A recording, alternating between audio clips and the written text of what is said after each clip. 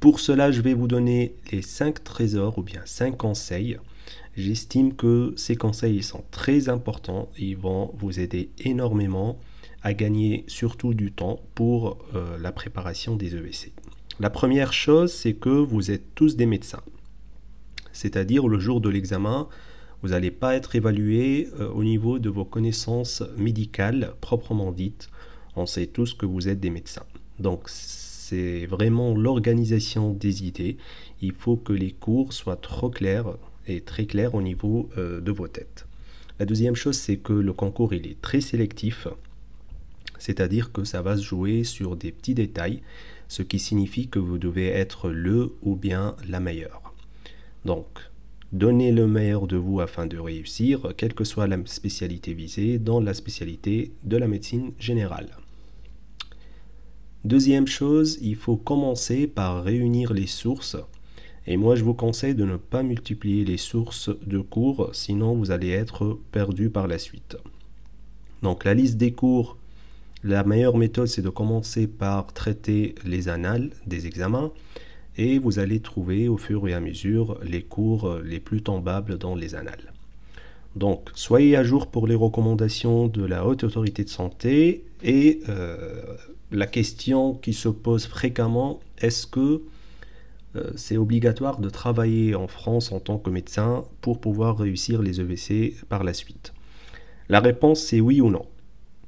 Pourquoi oui et pourquoi non?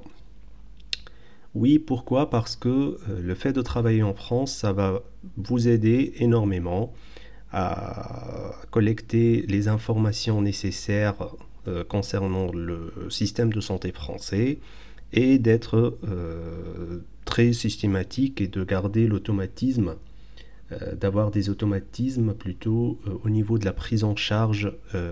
Donc ça va vous aider à traiter les questions des EVC. Mais si jamais vous ne travaillez pas en France et vous êtes à jour pour les recommandations de la Haute Autorité de Santé en France et que vous suivez de près le système de santé français, dans ce cas-là, ça ne va pas vous bloquer au niveau des EVC et vous pouvez tranquillement réussir les EVC.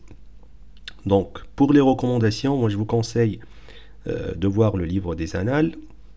Après, la question qui se pose, est-ce qu'il est à jour pour toutes les questions, parce qu'il n'est pas trop à jour pour toutes les questions, donc il faut se méfier parfois et il faut voir à côté le livre du Matchbook. Ça va vraiment vous aider à avoir les recommandations et d'être systématique au niveau de la réponse. La troisième chose, c'est qu'il faut faire le programme de votre révision pour avoir une bonne visibilité sur les mois qui suivent après. Essayez d'être fidèle, le plus fidèle possible au programme.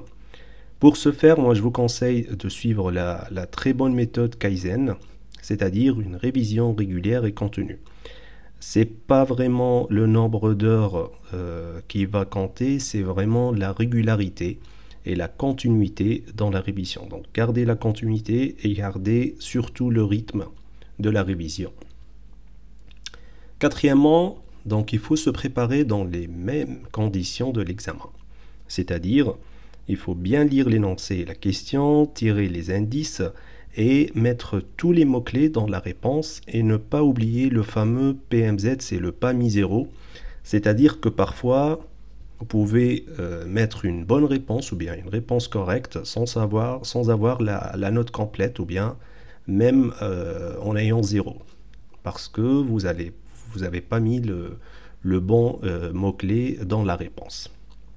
Donc pour ce faire, il faut multiplier les applications des cas cliniques. Et moi, je vous conseille aussi de faire des liens entre les différents cours et les items, parce que vous allez le découvrir quand vous allez traiter les questions des annales, que récemment, ils sont en train de poser des questions et de faire des liens entre les différents cours. C'est-à-dire, vous allez trouver des cas cliniques, un patient avec des multiples antécédents, il prend beaucoup de médicaments, donc il faut bien savoir le lien entre les différents cours pour ne pas être perturbé le jour de l'examen. Cinquièmement, je vais finir avec la santé mentale. C'est très important. Il faut bien faire des projections positives, s'entourer de bonnes personnes, faire du sport, bonne hygiène de vie. Je vais pas m'attarder là-dessus parce que vous êtes médecin, vous savez très bien que ça va aider énormément dans la révision. Donc essayez de garder du temps pour la santé mentale. Ça va améliorer la concentration et ça va vous aider à maîtriser le stress.